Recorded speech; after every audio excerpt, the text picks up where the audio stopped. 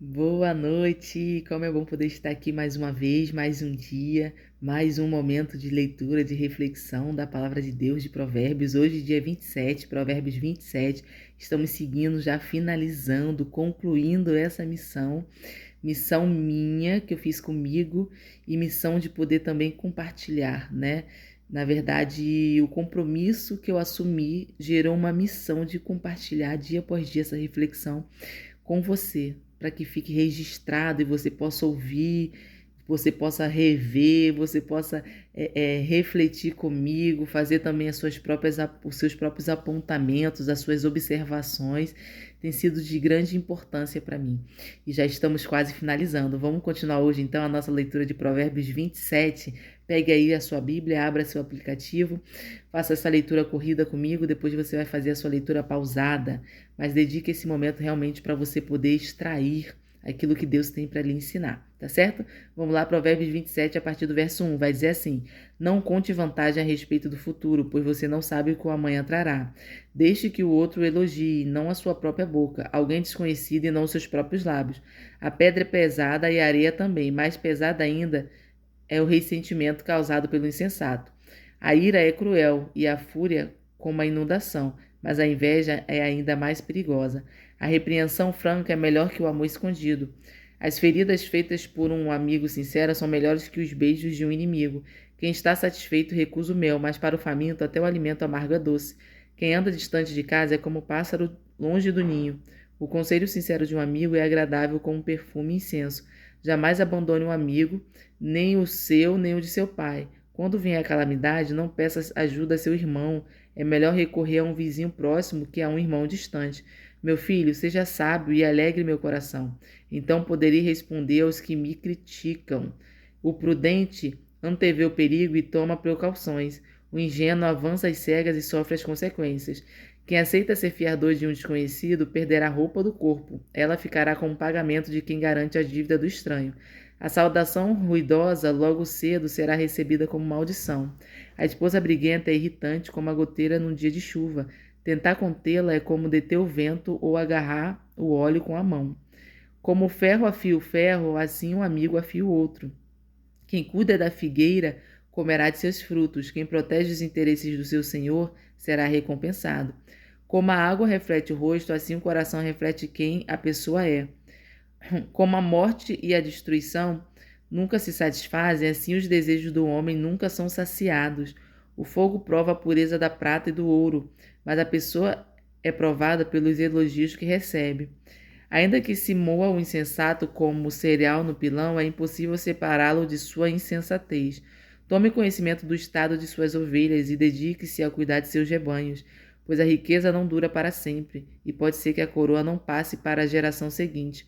Depois de recolhido o feno, germinada a nova plantação e reunido o capim dos montes, os carneiros darão lã para suas roupas e os bodes poderão ser vendidos pelo preço de um campo. Você terá leite de cabra suficiente para si, para a sua família e para as suas servas. Vamos começar ressaltando aqui alguns versos e eu quero ressaltar já o verso 1, que vai dizer assim: Não conte vantagem a respeito do futuro, pois você não sabe o que o amanhã trará. E isso aqui é muito profundo, né? Além de o amanhã ser incerto, você não ter certeza do amanhã, você não pode contar vantagens acerca do amanhã, né?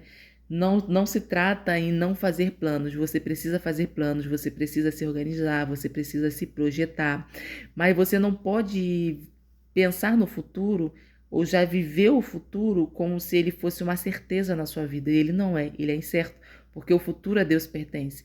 O acordar amanhã é uma oportunidade que você não sabe se você vai ser agraciado. É um favor do Senhor que, se você receber, é bênção, é imerecido, mas você não tem certeza dele. É mais um dia de misericórdia, é mais um dia de oportunidade, é mais uma graça do Senhor sobre a sua vida. Mas não é certeza. Por quê? Porque graça é favor imerecido, né? Você não merece, você é presenteado, você é recompensado, né? Você é abençoado, mas você não merece. Na verdade, não é nem recompensado, porque recompensa vem daquilo que normalmente você merece, é uma consequência de algo. E o amanhã, ele não é uma consequência, ele simplesmente é uma surpresa. O amanhã é um presente, né? Essa é a palavra certa. Ele não é uma recompensa, ele é um presente. Então, não conte vantagem a respeito do amanhã, pois você não sabe o que o amanhã trará. E muito mais do que contar com o amanhã ou contar vantagem a respeito do amanhã, é que você não sabe o que o amanhã vai trazer. Você não sabe como vai ser seu dia, ainda que você planeje, ainda que você organize, ainda que você tenha tudo calculado, pensado, como vai ser, o que vai fazer, o que vai comer, o que vai vestir, onde você vai ir. Esse amanhã, além dele ser incerto, você não sabe se todo esse roteiro vai ser exatamente como você planejou, vai sair como você planejou, né? A gente sabe que a vontade de Deus é boa, perfeita e agradável, e nada acontece se não for da vontade, da permissão do Senhor. Ele está no controle de todas as coisas. Então a gente não sabe se o plano que estamos fazendo hoje está debaixo da vontade do Senhor. Né? Está debaixo da vontade do Senhor acordar amanhã, está debaixo da vontade do Senhor cumprir esses planos que você fez para o amanhã. Você não sabe, a palavra de Deus vai dizer assim, ó, que a gente não deve andar ansioso com coisa alguma e cuidar, porque cada dia tem seu próprio mal, né? Buscar primeiro o reino dos céus e as demais coisas serão acrescentadas, e cada dia tem o seu próprio mal, ou seja, os males da vida, os males do dia a dia já são certos. E você contar a vantagem de um dia que ele é incerto, ele chegar é incerto, e ainda o ocorrer desse dia, né? O planejamento desse dia, você já contar a vantagem sem saber se vai acontecer o que você exatamente deseja, passa a ser um ato de insensatez, né? Por quê? Porque o amanhã a Deus pertence e cada dia eu tenho o seu próprio mal. Para cada dia o seu próprio mal. Então, os males ocorrem no dia a dia. E é mais certo, né? A regra são até os males, por incrível que pareça. O mal é o mais certo para cada dia, né? Então, buscar alegria, buscar o bem, fazer o bem, estar bem, acaba sendo uma exceção no sentido de que não é uma raridade, mas é uma conquista de um dia. É uma conquista, é aquela frase que a gente fala, né? É matar um leão por dia. Poxa, eu mato um leão por dia, e é verdade. E mesmo que você não veja, no mundo espiritual tem um Deus que está pelejando ao seu favor, que está cuidando das coisas, que está trabalhando para que tudo saia até mesmo do modo que você planejou, porque está de acordo com o querer dele. Então, o inimigo das nossas almas está pelejando para que tudo saia ao contrário, para que tudo saia da pior forma, para que nada dê certo. Mas Deus está trabalhando ao seu favor para que aquilo ocorra de modo adequado e até melhor, muito mais, muito além daquilo que você pede, daquilo que você pensa. Mas não é sábio você contar a vantagem do futuro, né? Porque você não sabe o que o amanhã pode trazer. Na verdade, o amanhã é preciso ser entregue nas mãos do Senhor. A gente precisa simplesmente, tão somente, entregar o amanhã nas mãos do Senhor. Falar, Senhor, se amanhã o Senhor permitir, eu farei isso. Se amanhã o Senhor permitir, eu irei em tal lugar. Se amanhã, se for da sua vontade, sairá deste modo. Mas que seja feita a sua vontade, porque Deus tem sempre o melhor para nós, mesmo quando as coisas não saem do nosso jeito, mesmo quando parecem ruins, né? Deus tem sempre o melhor para a nossa vida. Todas as coisas cooperam para o bem daqueles que amam a Deus. Se não tem a ver diretamente com consequências dos seus atos, né? Simplesmente saiu do controle, algo que não tinha como você controlar, né? Então, dê graças a Deus, glorifique a Deus, né? Porque Deus sabe de todas as coisas, até o atraso, né? Até o carro que quebra, aquilo que não deu certo. Você já parou para pensar o porquê? Às vezes Deus estava te dando um livramento maior, uma oportunidade maior, né?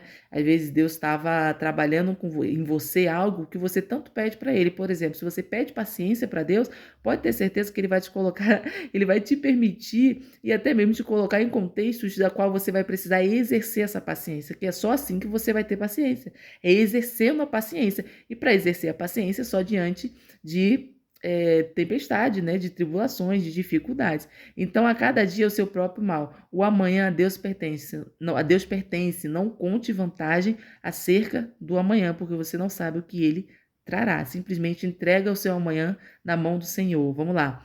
Verso 2 vai dizer assim: deixe que o outro elogie, não sua própria boca. Alguém desconhecido e não seus próprios lábios. A gente já falou que testemunho de si mesmo não é testemunho. Do mesmo modo, não é coerente você ficar se autoelogiando. Lógico que você tem que sim né? Reconhecer o seu valor. Você tem que se falar palavras otimistas para você. Você tem que sim liberar palavras boas sobre você. Mas aqui está falando de pessoas que ficam se elogiando para outras pessoas, né? Você não tem que se elogiar para outras pessoas, porque o seu elogio que você faz para si mesmo diante de outras pessoas não é elogio. Elogio tem que vir de outra pessoa. É outra boca que tem que fazer acerca de você, e não você acerca de você mesmo, né? Não você elogiando você mesmo. Você dando honra para você mesmo não é honra. Honra tem que vir de alguém, né? Elogio tem que vir de alguém. Em regra, quando você está diante de pessoas. Agora, você sozinho em casa, né? Pro seu espelho, falando, colocando palavras positivas, te elogiando, é o certo. Faça isso sim, isso é interessante, né? Validando você, porque às vezes a gente é tão marcado por traumas que acaba que a gente não se reconhece mais. A gente passa a fazer coisas repetitivas porque vi fazendo, os pais faziam e nem faz parte de você. Então é bom você se validar sozinho, você declarar coisas boas para você, o que você é, como você se vê. Se você tira o chapéu para você, é bom. Agora, se você tá no meio de pessoas, não se elogie. Deixa que elas te elogiem, deixa que elas testemunhem sobre você, deixa que elas te honrem. Agora, não faça isso por conta própria, porque isso é um ato de tolice, não é sábio, né? É insensato. Uma pessoa que age assim é de modo insensato. Vamos lá, o verso 5. A repreensão franca é melhor que o amor escondido. E é verdade, gente. A pessoa que é repreendida de modo franco é melhor do que aquele amor escondido. Por quê? Porque não demonstra, não fala, ninguém sabe. É secreto, então não tem nenhuma validade, né? Não tem importância, não tem valor, entendeu? Porque a palavra não é nem validade, é no sentido de valor mesmo, não tem valor. Você está escondido, ninguém sabe. Então é melhor uma repreensão franca que é feita de forma pública, de forma aberta. Você está ouvindo, você está sabendo o que a pessoa pensa, você está analisando o que ela pensou de você, sabe? Você está prestando atenção na repreensão, na correção, aonde você falhou, do que a pessoa que ama, mas está escondida. Então, se você ama, fale, declare, né? Porque amar e deixar escondido não adianta, né? Não adianta você dizer que ama e simplesmente não demonstrar, e não só com palavras, mas com atitudes. Então, vale muito mais uma repreensão franca, né, de pública e aberto e evidente, do que um amor que está escondido. Ele não é demonstrado, ele não é falado, então é como se ele não existisse. Vamos lá? Verso 6. As feridas feitas por um amigo sincero são melhores que os beijos de um inimigo. Olha aqui. Olha, a repreensão feita, olha, a ferida, aqui tá a gente falando ainda de ferida, feridas feitas por um amigo sincero, ou seja, é um amigo que ele trabalhou com você com verdades. E no momento, talvez ele não tenha usado do modo mais singelo de se expressar, ou talvez fosse algo que você não quisesse ouvir no momento, mas era algo que era preciso, era uma verdade. Então, a ferida feita por um amigo sincero, ou seja, aquele amigo que é sincero com você, ele trabalha com você com verdade, né? Ele pode não saber dizer, mas ele traz verdades, ele é sincero. Aquela ferida que você recebeu, né? Que você sentiu, aquela ferida que foi feita em você através da sinceridade de um amigo, é muito melhor do que um beijo de um inimigo. Por quê? Porque o beijo do inimigo é um engano, é falsidade.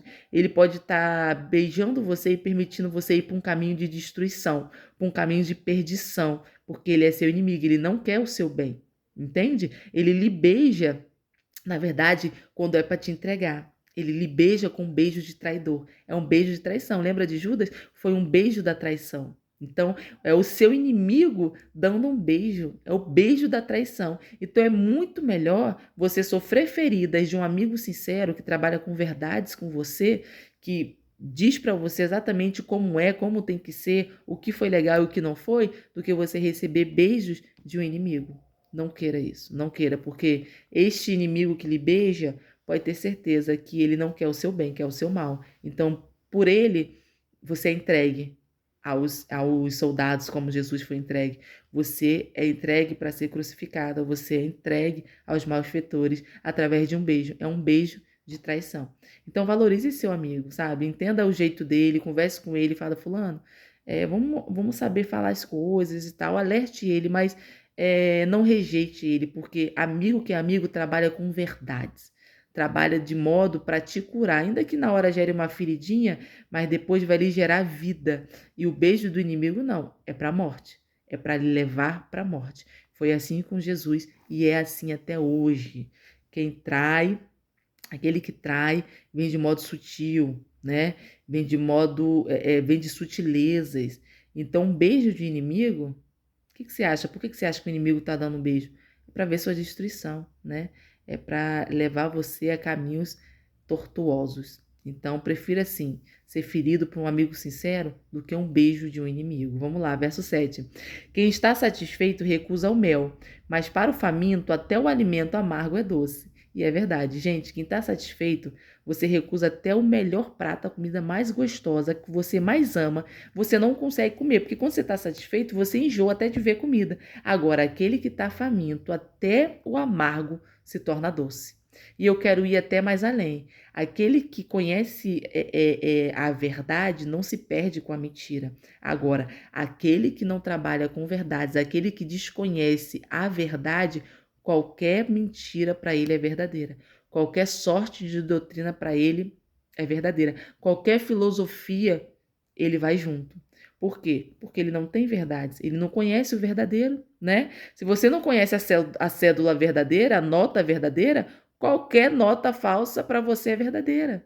Então, do mesmo jeito que está falando assim, ó, aquele que está satisfeito recusa o mel, ou seja, que ele está alimentado, ele está nutrido, ele recusa o mel, mesmo sendo bom, ele recusa porque ele já está satisfeito, ele está preenchido, ele está alimentado, ele está completo. Agora, quando ele está com fome, quando ele está faminto, até aquilo que é amargo, ele come como se fosse mel. Qualquer coisa é gostosa, qualquer coisa mata, tá ali, ele quer matar a fome dele. Então, qualquer coisa serve, qualquer coisa vale. Não é essa a ideia.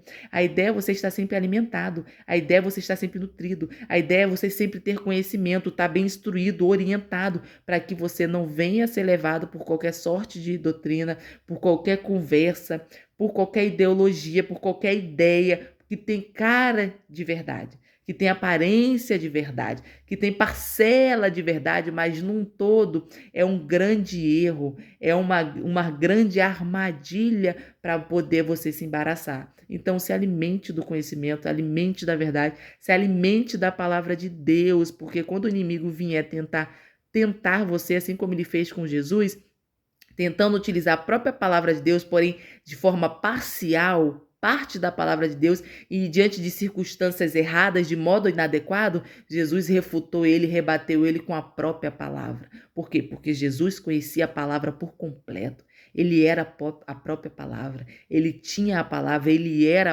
a própria palavra e ele é a própria palavra, né? Desde o início, ele era o verbo e o verbo estava com ele e o verbo era Deus, né? Então, você precisa estar alimentado para não sentir fome a ponto de comer qualquer coisa.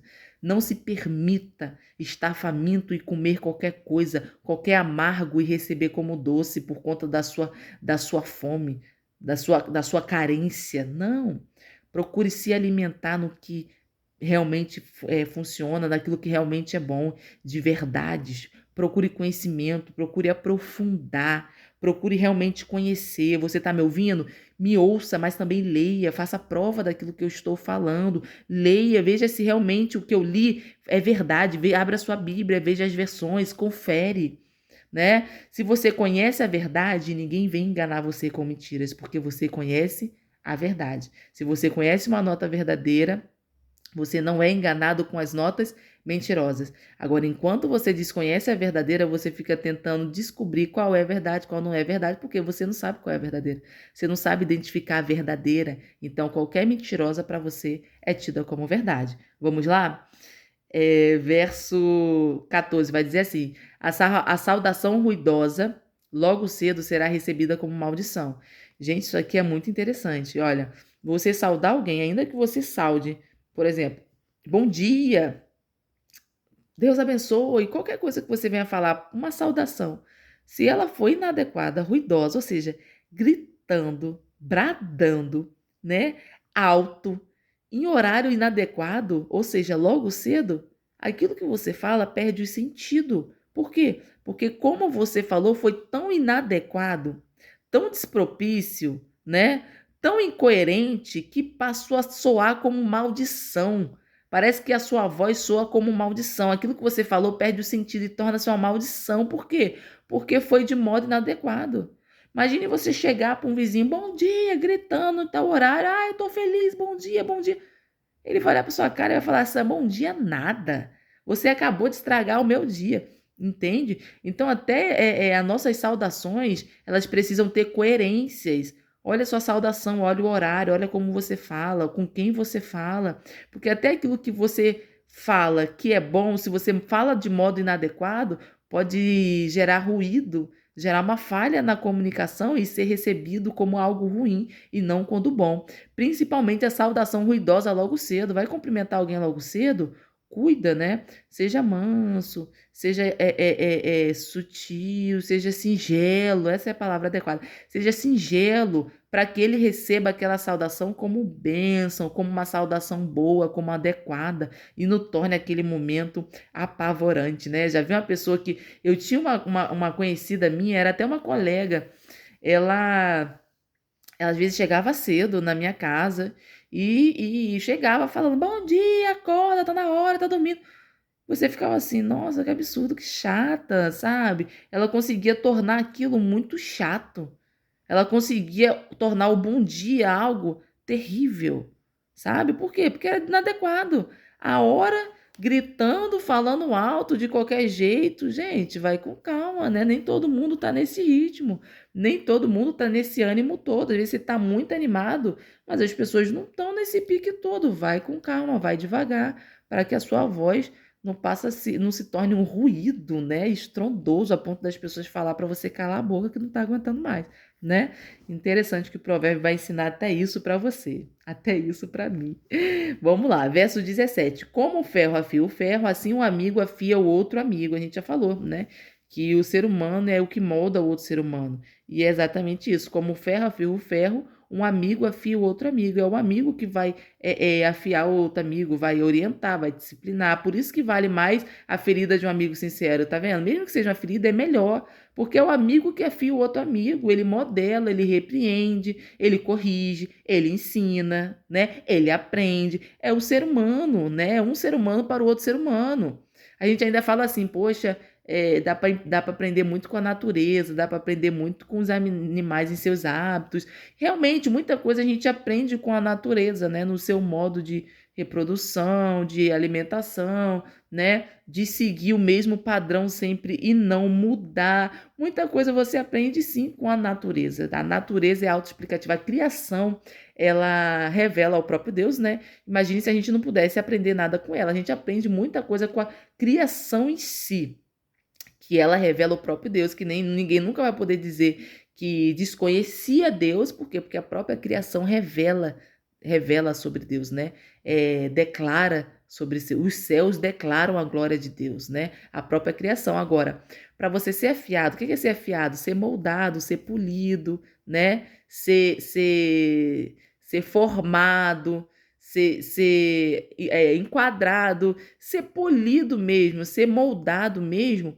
É o próprio ser humano, é o próprio amigo, é o homem para com o homem, né? Um ser humano para com o outro, ele que vai afiar, ele que vai modelar, ele que vai moldar, né? Para que possa continuar a viver em sociedade. Então, não fuja das pessoas, não queira estar longe das pessoas, né? Queira estar perto. O ser humano é difícil? É difícil, mas você é esse ser humano, que também é difícil para alguém, né? Ninguém é perfeito, todo mundo está buscando melhorar. Às vezes as pessoas elas são difíceis tentando acertar. Não se distancie de pessoas, não queira estar no meio dos animais, porque quanto mais você conhece o ser humano, mais você ama seus cachorros. Por quê? Não. A ideia é quanto mais você conhece o ser humano, mais você se torna humana, né? Não olhe para a falha do outro, não olhe para a imperfeição do outro, não olhe para a maldade do outro. Existe muita maldade, sim, mas não paralise na maldade de ninguém. Porque do mesmo jeito que existe muita pessoa ruim, tem muita pessoa boa.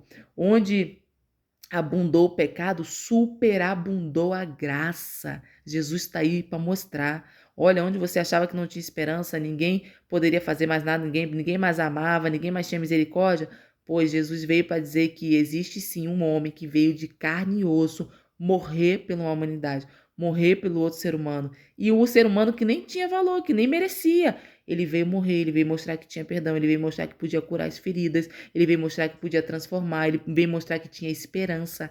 Então, queira estar perto de pessoas e não se afaste de pessoas. Não se sinta ferido a ponto de se afastar. Não, se cure. É perto. Um ser humano cura outro ser humano, né?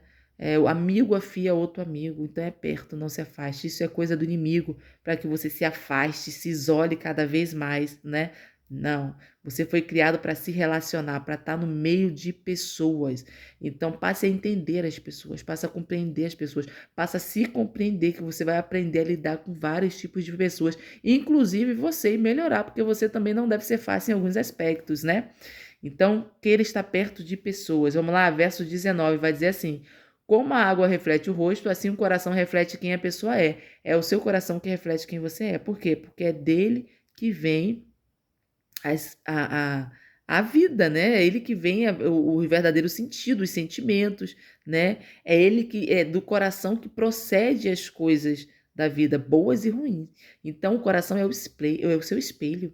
O coração reflete o rosto, o coração reflete quem você é, né? Ele reflete nem o rosto, na verdade, o coração reflete quem você realmente é. O espelho vai refletir o seu rosto, né? O seu exterior. Agora, o seu coração reflete o seu interior, e o seu interior é quem você realmente é. Então, cuide do seu coração, porque é dele que procede as fontes da vida. E a gente já viu isso em Provérbios, lá no início. Quer cuidar de alguma coisa? Acima de tudo, cuide do seu coração. Ele procede fontes da vida. Então, cuide do seu coração, porque ele revela quem você é. Cuide dele, trate ele, né? Zele por ele, porque ele evidencia quem você realmente é.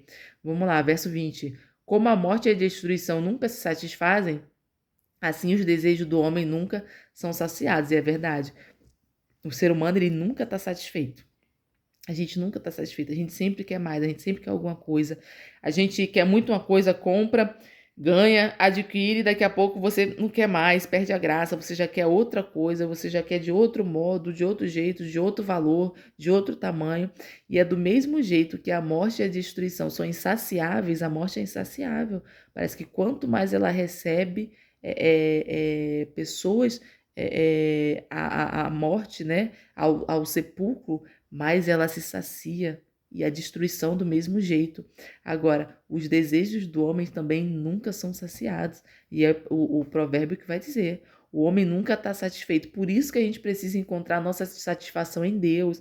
Por isso que Jesus fala, a palavra de Deus fala que a gente precisa ter contentamento, né? Por quê? Porque é difícil, o ser humano nunca está contente, ele sempre quer mais, sempre está insaciável, mas em Deus a gente busca contentamento, a nossa alegria está no Senhor, o nosso socorro vem do Senhor, porque aí você sai desse costume, desse vício de ter, de obter, de conquistar, de querer, de desejos e mais desejos, desejos em cima de desejos, desejos confundidos com desejos. Entende? O ser humano é assim. Do mesmo jeito que a morte e a destruição são insaciáveis, o homem é insaciável nos seus desejos. Mas a gente precisa cuidar, porque a gente precisa ter uma vida de contentamento. Ser contente com o que tem. Ser alegre com o que tem. Parar de ficar pensando naquilo que não tem, mas ser contente com o que já tem. Vamos lá, verso 21, vai dizer assim: o fogo prova a pureza da prata e do ouro, mas a pessoa é provada pelos elogios que recebe. Interessante, né? O fogo prova a pureza da prata e do ouro, mas a pessoa, o ser humano, ele é provado pelos elogios que recebe. Por quê? Porque é a partir dos elogios que você vai demonstrar quem você é. Como é que você recebe o elogio, né? O elogio, ele acaba que prova você, ele vê se você é orgulhoso, ele vê se você é vaidoso, ele vê se você está com sentimento de rejeição, ele vê se você se ama, ele vê se você não se aceita, né? É a partir de um elogio, realmente, o elogio ele tem um poder de provar você, né? Se você é arrogante, se você é vaidoso, como é que você recebe um elogio? Você já parou para pensar nisso? Como é que você recebe um elogio? Você aceita esse elogio? Você tenta se justificar? Você se fica vaidoso, se engrandece, você fica arrogante, ou você se sente muito pequeno, acha que você não merece? O elogio prova o ser humano. O elogio faz evidenciar coisas que estão no nosso interior, né? Saber quem somos realmente, porque o elogio mexe com aquilo que está no nosso interior, com o nosso ego, com o superego, com a estima, né? Aí você vai ver se você está com alta estima, né? Se você tem autoestima sobre você, né? Porque autoestima é estima sobre você mesmo. Como é que tá a estima em relação a você mesmo? Então, os elogios, ele tem esse poder de provar você mesmo, de você avaliar. Porque quando você ouve um elogio, qual é a sua reação? O que que você sente? O que que você pensa? O que que você fala? Então, isso faz provar realmente quem você é e você analisar os seus sentimentos, as suas reações, né? O que que você sente, seja verdadeiro com você e analise como é que você reage, como é que você se porta diante de um elogio. Pode ser um momento de cura, né? Pode ser uma oportunidade para você se curar. Vamos lá, o verso 23 e 24. Tome conhecimento do estado de suas ovelhas e dedique-se a cuidar de seus rebanhos, pois a riqueza não dura para sempre, pode ser que a coroa não passe para a geração seguinte. Já viu aquela expressão que fala assim, né? Que o gado engorda com o olho do dono, né? É o olho do dono que faz o gado engordar. E é verdade, ó, o provérbio vai dizer: tome conhecimento do estado de suas ovelhas e dedique-se a cuidar dos seus rebanhos. Dedique-se a cuidar daquilo que é seu. Você tem dedicado a cuidar do que é seu? Você tem cuidado do seu patrimônio? Você tem cuidado dos recursos que Deus tem te entregado? Você tem cuidado da sua casa, da sua família, né? O gado engorda a partir do olho do dono. Porque se você está ali, você está observando o que tem, o que não tem, o que falta, né? Como está reagindo, o comportamento. Então, cuida daquilo que é seu, se dedique àquilo que é seu, porque você não sabe o dia de amanhã, né? A riqueza, ela não dura para sempre. Não dura para sempre. Os bens materiais não duram para sempre. Então, zele daquilo que Deus te entregou, zele daquilo que Deus te deu. Nada é para sempre, gente, nada é para sempre. A única coisa que é para sempre é a vida eterna, é a palavra do Senhor sobre a nossa vida, né? É o amor do Senhor sobre a nossa vida. Mas aqui nesse mundo tudo é passageiro. A gente tem que buscar as coisas do alto, que as coisas do alto não se perecem, é eterna, né? Buscar o que é eterno. Agora, tudo aqui é passageiro. E imagine ainda você ter patrimônio, ter riquezas, ter coisas ao seu alcance que o próprio Deus lhe entregou e você não cuidar. Então tome conhecimento do estado de suas ovelhas, ou seja, tome conhecimento daquilo que é seu, né? Dedique-se a cuidar dos seus rebanhos, ou seja, dedique-se a cuidar daquilo que é seu. Cuide do seu patrimônio, cuide da sua família. Qual é o seu patrimônio? Ele é material, ele é físico ou ele é imaterial? Né? A sua família, entendeu? O seu casamento, os seus filhos, até mesmo as suas riquezas, os seus recursos, tudo aquilo que Deus te entregou, dedique-se a cuidar. Tome conhecimento do estado de suas ovelhas, dedique-se a cuidar dos seus rebanhos. Cuide daquilo que é seu, zele daquilo que Deus te entregou. Amém? Que Deus possa abençoar a sua vida grandemente, que você possa continuar lendo seus provérbios aí. Estamos já caminhando para o fim, mas não é para não ler nunca mais, mas é para concluir essa saga de 31 dias, mas que você continue sim fazendo a leitura de provérbios. Dedique-se a conhecer o estado da sua ovelha. Dedique-se a cuidar do seu rebanho. Cuide do que é seu. Deus te deu um cérebro, cuide dele. Deus te deu entendimento, cuide dele. Deus te deu uma visão, cuide dela. Audição, cuide dela. Tudo que Deus te deu um tempo, cuide dele. Deus te deu um fôlego de vida, cuide dele. Deus te deu um corpo, cuide dele. Cuide daquilo que Deus te deu, se dedique a cuidar daquilo que Deus te deu. Tenha conhecimento daquilo que Deus te deu. Ou seja, não olhe para aquilo que você não tem. Não fique parado naquilo que você não conseguiu ainda, que você não alcançou ainda, que você não conquistou ainda. Cuide do que você já tem. Curte, comenta, compartilha. Deus abençoe sua vida grandemente. Até amanhã.